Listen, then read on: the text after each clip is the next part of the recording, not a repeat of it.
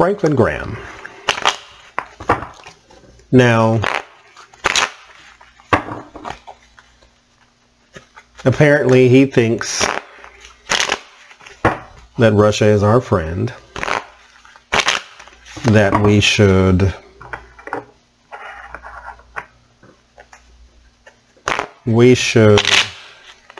I guess be with them and pray and kumbaya, said the Lord. I say no, stuff it, but let's see.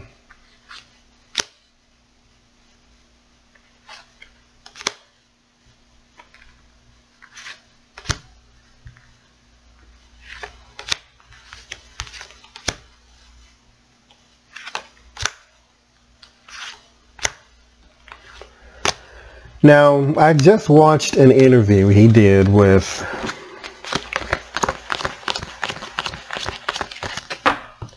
some guy on MSNBC. I forget his name. The black dude with the pretty eyes. He did a interview with him, and the guy asked Franklin, so Donald Trump has told 8,000 lies. He gave an exact number. And Franklin Graham said, well, and he said, what was the word he said? I'm just going to paraphrase. How do you answer for that? How do you reconcile that? Like, that's what he said. He said, well, he doesn't know if they're reconcilable. Who fact checks the media? And he's like, dude, come on. Like, come on.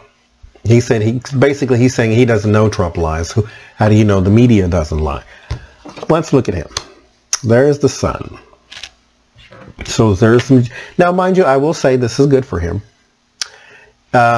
His ministries are helping the victims of the Alabama tornado. Alabama just suffered a horrible tornado 2 days ago or yesterday or something like that. And so he is helping, or his ministry is helping some sort of way. Security, financial security. So, I mean, naturally, he's a mega pastor, so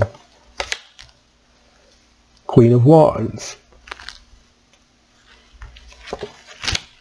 3 of Cups, 3 of Wands, and the Moon. The King of Pentacles, 10 of Cups, High Priestess, and the King of Wands. There's a lot of people, so what's going on here?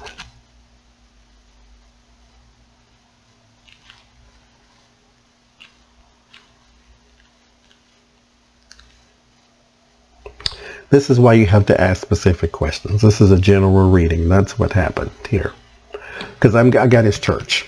This is the church. Like, there are some, of course, you know, some things that are none of your business type of thing, you know, how they do. Pull back the curtain, why don't you? But this is his church. That's not what I want to know. So basically things are good at the church, though. So that's if you like church, then okay. But him personally, I'm going to say he's a Trump supporter.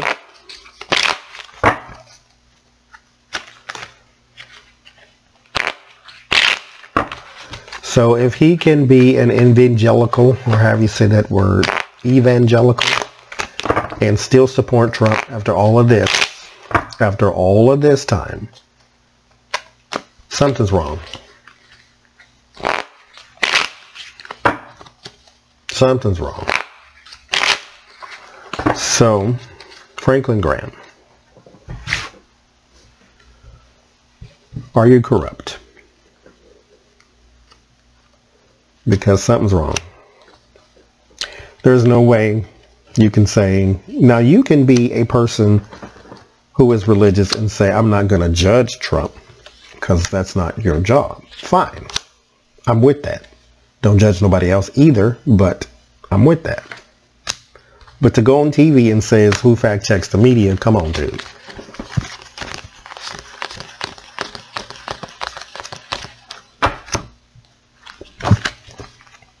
We're going to see. Star.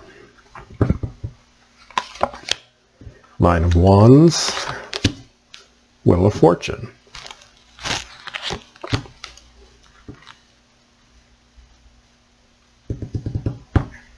Ace of Swords, Ten of Cups, Seven of Pentacles,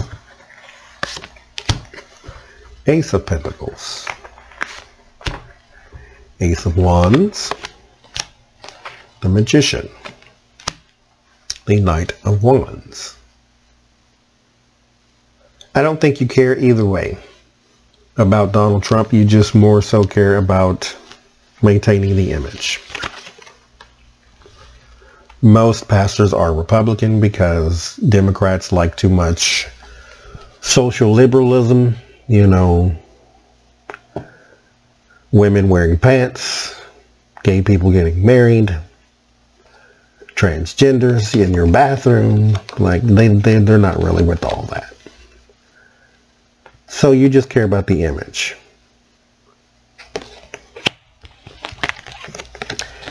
It's hard maintaining in our ever-changing world.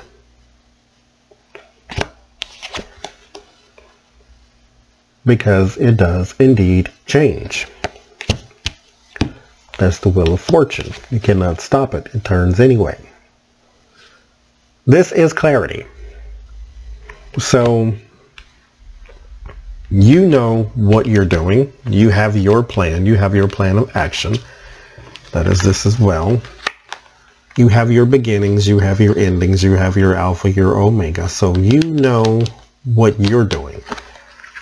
Trump doesn't concern you either way. He didn't pop up in your reading.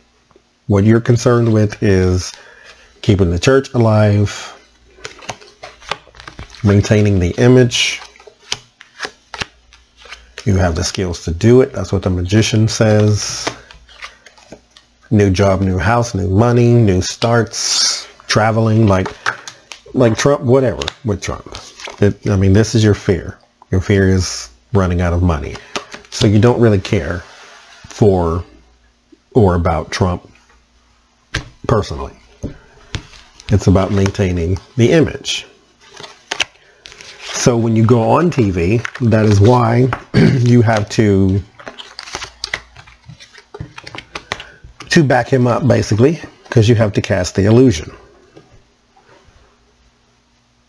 You have to go out and say that you believe in him because your church probably does. I remember when I went to church, and this is, I could have just been sensitive, you know, this, if I am being extra sensitive, then I'm fine with hearing that. Because I thought I was at the time, like after the situation. So the church I went to, I was going to it during the Bush administration. And we had some sort of little game that we were playing, and because they loved George Bush, like loved. And what happened is, after the little game we were playing, they gave away two things. They said, you can have one of these two books. You can have a book on secular music and then how it's basically destroying society. And I was like, yeah, give me that one. Or you can have the George Bush book. And I'm like, you know, no, give me the George Bush book. Now, I didn't get either one because for whatever reason, I forgot they forgot. I didn't want either one either, mind you. I don't like George Bush and I like secular music. So they would pray for George Bush, naturally, pray for the truth, pray for the president. They would start every Sunday school service with that. Pray for the truth, pray for the president. Now, when Obama became president, I was still at that church. The tone changed. When they said, let's pray for the troops, okay, they were still enthusiastic about such a thing. And then when it comes to Obama's name, it just changed. It was like, and pray for the president, pray for Obama, pray for...